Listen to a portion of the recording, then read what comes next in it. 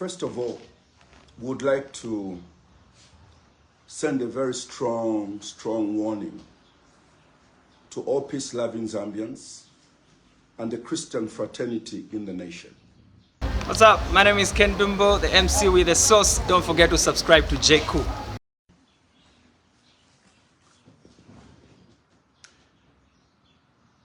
First of all, would like to send a very strong warning to all peace-loving Zambians and the Christian fraternity in the nation. The manner in which politics is being carried out today does not in any way reflect our Christian values. And I would like to appeal to the body of Christ in this nation. We are the only ones who can regulate the moral climate of our nation and create a future that is respectful, a future that honors those that are like our parents in our homes, to respect those in authority, as the Bible tells us in the book of Romans.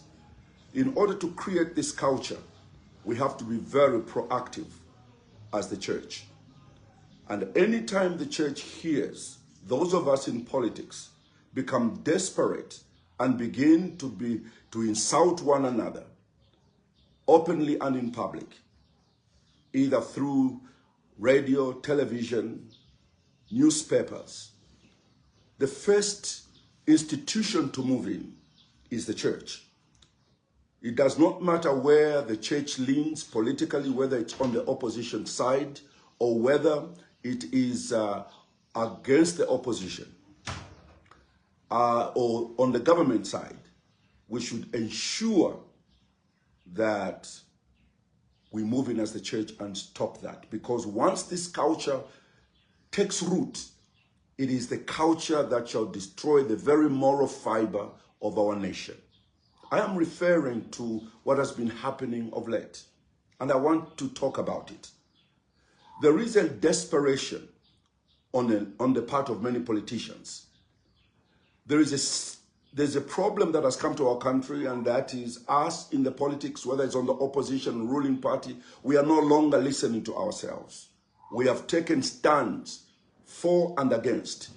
It does not matter how sensible my opponent sounds, we have taken a stand against our opponent. And that's okay in democracy. You can differ on principles, but to belittle, to insult, to injure individuals under the pretext of freedom of expression and speech is something the church must resist, because politicians are desperate. They want to win an election. They want to belittle their neighbor so that they become the chosen ones. Allow me now to mention a few things. Just today, I was reading a headline from a mass newspaper where a colleague, a comrade, a Zambian, called the president.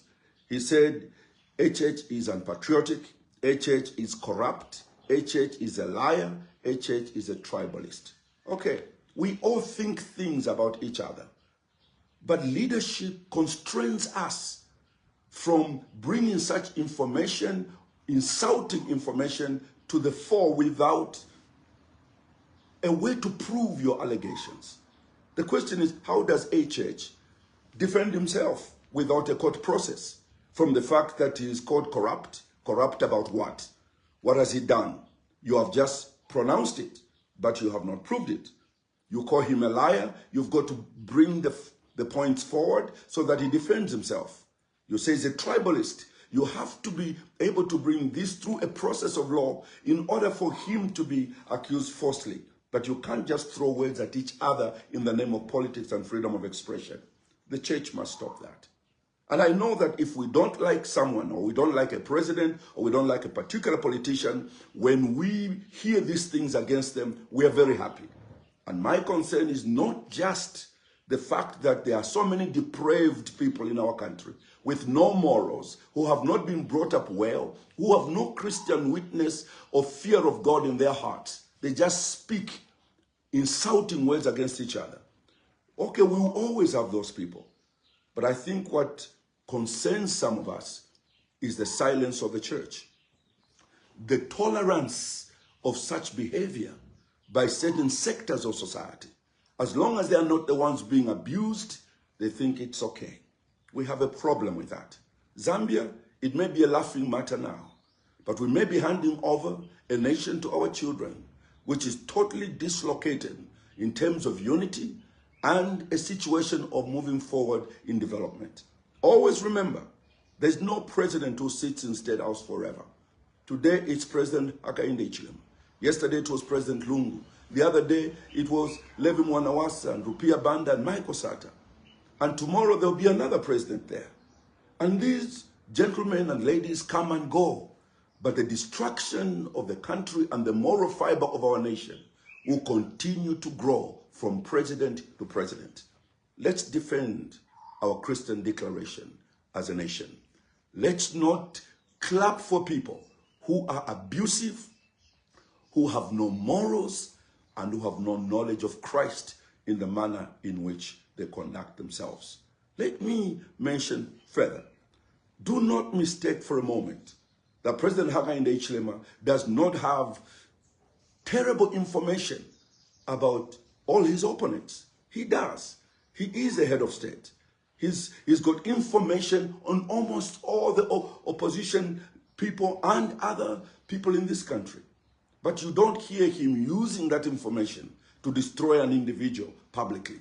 Why? Because leadership demands that, yes, we think many things, we feel many things, we know many things, but it doesn't mean that we have to speak them out.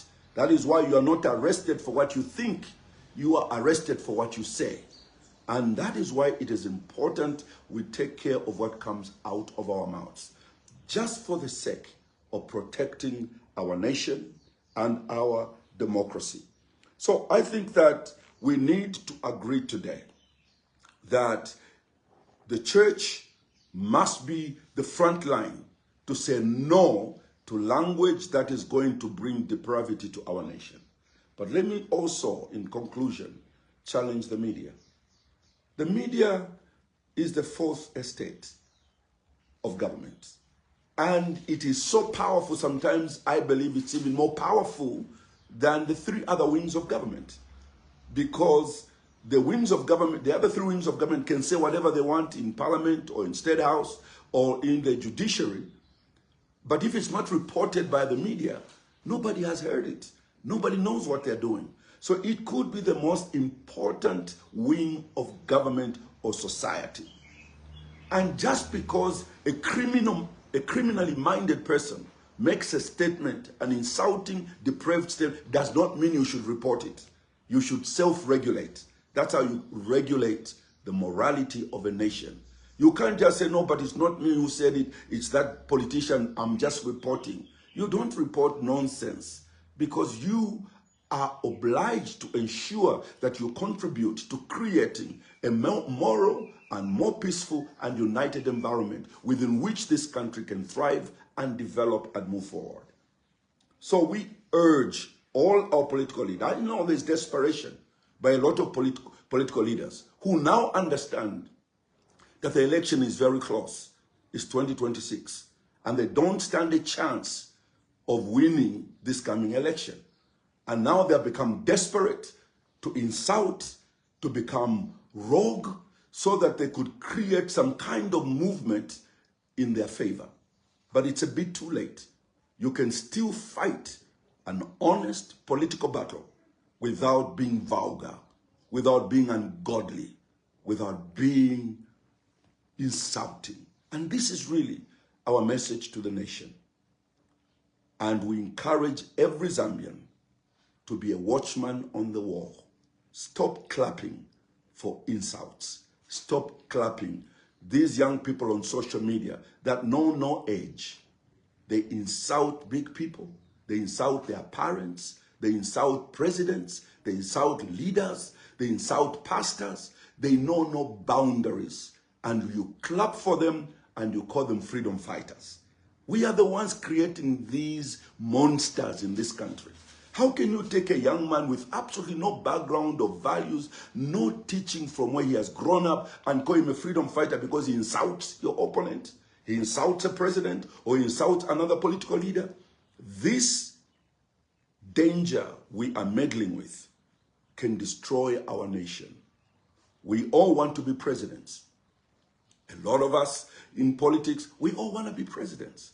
But let's become presidents using the moral path, where people can admire us for our morals, our respect for others, our admiration for what Zambians must become, and not who insults the most.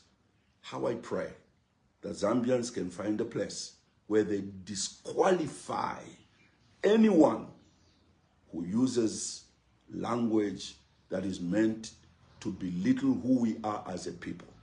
Those who disrespect others, it's just because they don't respect themselves. That's why they disrespect others. May God deliver our nation, and may God keep us safe from those individuals that seek to destroy us and to harm our democracy. I thank you.